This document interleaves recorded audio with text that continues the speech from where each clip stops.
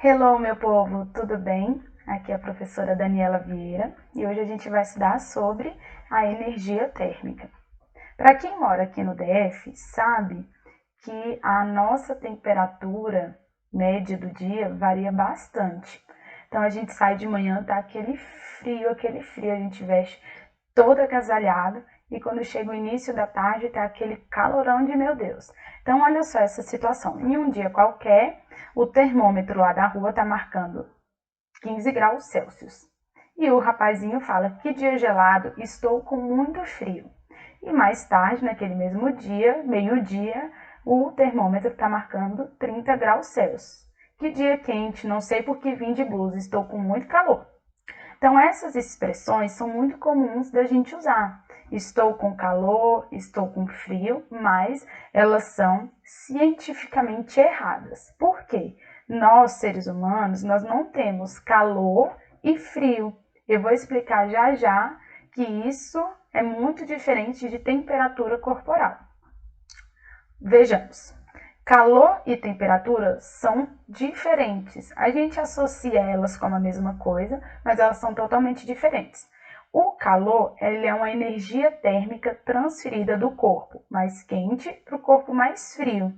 Então, calor é energia transferida espontaneamente de quem está mais quente para quem está mais frio. É uma energia que é transferida espontaneamente. Temperatura informa o quanto o corpo está quente ou frio. Então, ele vai medir se o corpo está muito quente ou se está muito frio. E isso é com base com algum padrão. A gente sempre vai ter que comparar as temperaturas para a gente saber se ela está mais quente ou se ela está mais fria.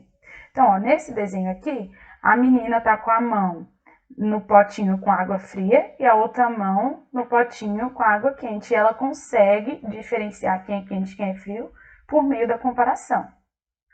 Quando ela colocar a mão aqui na água morna, ela vai sentir a diferença. Então, sempre a temperatura é uma sensação relativa e deve ser comparada com outra situação. Relembrando, calor e temperatura são coisas diferentes. Calor é energia, é uma energia térmica que é transferida espontaneamente de quem está mais quente para quem está mais frio.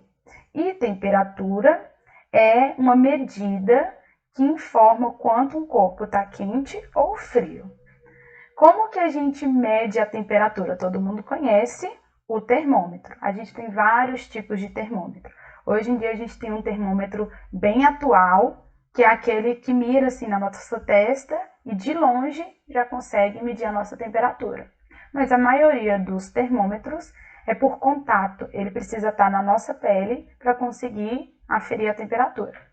Então, o instrumento utilizado, termômetro. Os valores das temperaturas são baseados na temperatura de fusão e ebulição da água.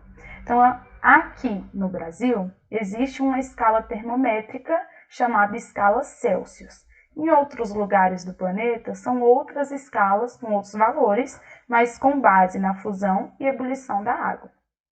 Aqui no Brasil, o ponto de fusão da água é 0 graus Celsius e o ponto de ebulição da água é 100 graus Celsius.